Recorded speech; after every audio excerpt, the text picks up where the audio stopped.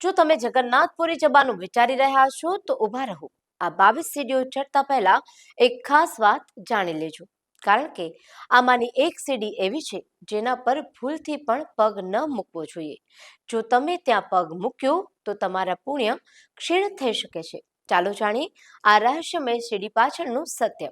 જગન્નાથ મંદિરના સિંહ દ્વારથી અંદર પ્રવેશતા જ જે 22 સીડીઓ આવે છે તેમાં ત્રીજી સીડી પર એક વિશેષ પથ્થર છે જેને યમશિલા કહેવામાં આવે છે.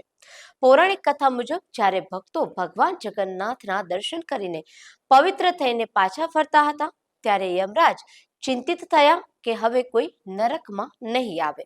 ત્યારે ભગવાને યમરાજને આ ત્રીજી સીડી પર બિરાજમાન થવા કહ્યું.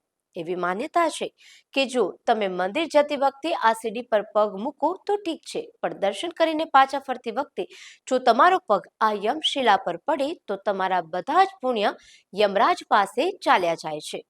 એટલા માટે જ તમે જોયું હશે કે ઘણા શ્રદ્ધાળુઓ આ સીડીને ઓળંગી જાય છે અથવા તેને અડ્યા વગર જ નીકળી જાય છે. શાસ્ત્રો મુજબ દર્શન કરીને પાછા ફરતી વખતે આ સીડીને સ્પર્શ કરવો જોઈએ નહીં. આ સીડીઓ મનુષ્યના 22 અવરોધોને પાર કરીને પરમાત્મા સુધી પહોંચવાનો માર્ગ છે.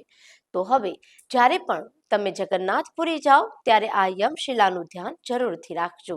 શું તમને આ રહસ્ય વિશે ખબર હતી? કોમેન્ટમાં જણાવો અને દરેક જગન્નાથ ભક્ત સાથે આ માહિતી શેર કરજો જેથી તેમની યાત્રા પણ સફળ થાય.